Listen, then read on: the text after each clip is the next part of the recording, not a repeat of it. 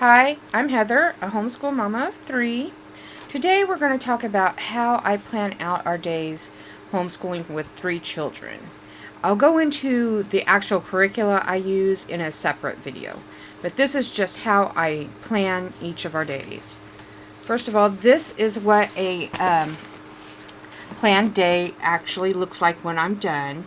I always put this little magnet up here at the top, and that helps hold my place, and I can just easily flip to what day we're on. I put our day of the week here, and then but I don't do that until we're actually in class starting to do our work.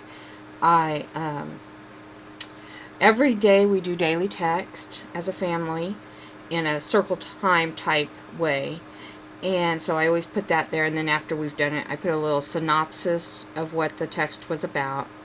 Then math can change day to day for all of the children. My oldest, she does, this day will be Khan Academy, another day will be a workbook, and so on. It just changes every day. The younger two, theirs really change from day to day because they are not up to workbooks yet with math. Not for the most part. They may do 1 or 2 worksheets a week, but that's basically it. Everything else is manipulatives like dice, and then we count what number the dice rolled onto.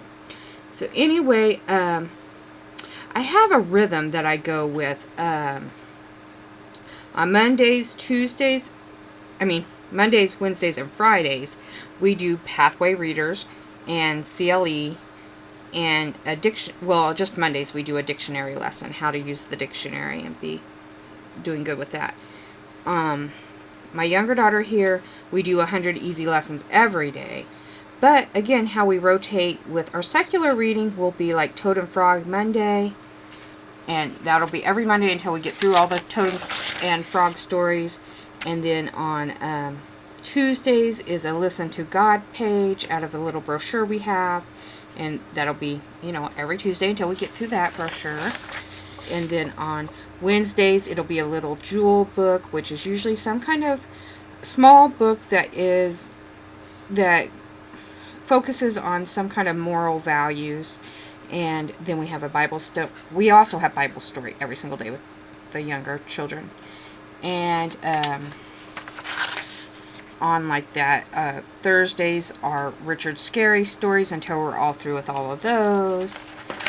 And Fridays is a McCloskey story until we're all done with all of his stories. And then we'll switch up when we're done with one of these authors. We'll switch to maybe Beatrix Potter or some other author with a good values, secular reading type selections as that. Now, the kind of pens I use is really, really important here. I use FriXion, FriXion. These erase beautifully. You can write, and they erase better than pencils. So I'm going to show you here. This is a highlighter, like a marker. I can make this little strip right here, like that. Just flip it over. This little part erases, and it'll erase completely away. You won't see anything there. Nothing. Same with the pens. This is all in FriXion pen. I can erase any of this, rewrite it, and it'll look fine. The only thing is if you erase too many times, it will start to wear a little bit on the paper. It'll get a little bubbly. It will not wear a hole, but it will get a little bubbly. And it will also eventually start leaving a little bit of a residue. You cannot see this residue and you cannot feel this residue. But the pens will not write as vividly or as brightly as they would without that residue there. So you can erase really fine and write over it pretty good once or twice, maybe even 3 or 4 times, but much past 4 times and it starts getting really weak how strong the ink will hold onto the page like that with whatever residue that leaves. Now we're going to pretend that this is my next Monday. I already have filled in that we're doing daily text because we do that every day. For Under Bell, I have calendar time. We're going to start that in October, which will be into October next Monday. And then every Monday Wednesday and Friday. We also do yearbook for social studies. So I have that, and I just went through and marked how many pages would be a good start and finish for that. And then I do that for every day that we have that planned. And I just write in it with my pens. Now, another thing that I also do is that I have found really helpful is to color code our days. Every Monday is hot pink. Every Tuesday is purple. Every Wednesday is turquoise. Every Thursday is green. If I can get it over here. And every Friday is red. This is just helps me at a glance to know, oh yeah, I have that. This is Friday, and then I can start Monday. Now, we don't always do 5 days a week. Sometimes we only do 2 or 3 days a week. But I still try to keep the correct day that we're actually doing school in this color coding, because it really just helps me at a glance to remember what days of the week I'm planning on what. And things can change around depending on what field trips or somebody is sick. You know, we homeschool, so it can be very flexible. It doesn't have to be this way. This is just how I do it, and this is just a basics of how I do our scheduling every week. A lot of people have asked me, so I just decided I would show a little bit. But one thing that was invaluable also is me creating these pages with 3 children that I can see all at the same time in one layout. Now, to see the whole thing, I do have to have it set out like this. But when we're actually doing school and I'm doing it, I don't have it laid out like this all the time.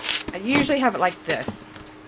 And we do math. We do daily text, calendar time, math, language arts, science or history if it is in the schedule that day. We don't do science and health every day. We just we do it a couple of times a week, but not every day. And so then if everything on this page is done, I put little stickers to check mark that we've done it. And then I just flip it over and we start on this, which is social studies and history. Again, we don't do this every day, social studies and history. I have certain days of the week I plan on it, and certain days of the week that we alternate with science and health. And then same with art and music. It's only certain days of the week that we do art and music.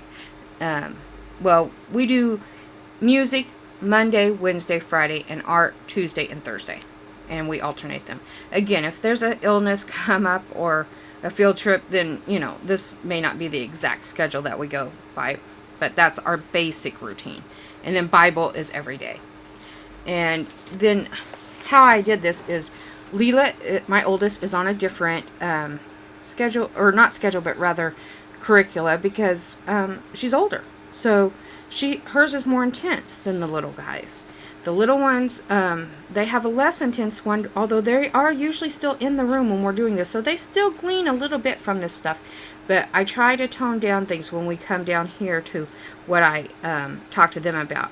Like, for instance, on this particular Friday, I have scheduled that we are going to go over the Watchtower October 9th, page 9, Did You Know? This is something that the little ones also can participate in. I will read this article to them, and then we will discuss it, and everybody will have questions geared at their age level and comprehension level. Now, the yearbook, that's one that I really just mainly do with my older one. They're in the room, they sometimes comment on things, but, you know, we don't do a whole lot of school with them yet, just what they are able to set and do at their ages. Setting for so much reading, they can only do so much. But the older one, she can do much more, and her questions will be more in depth and more her age level questionings.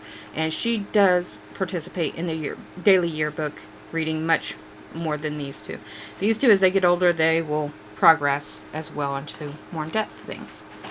And then each day that we are actually doing school, I go ahead and mark our attendance. I do not mark absentee. I just leave it blank because there is no absences in homeschool. It just either happens or it doesn't.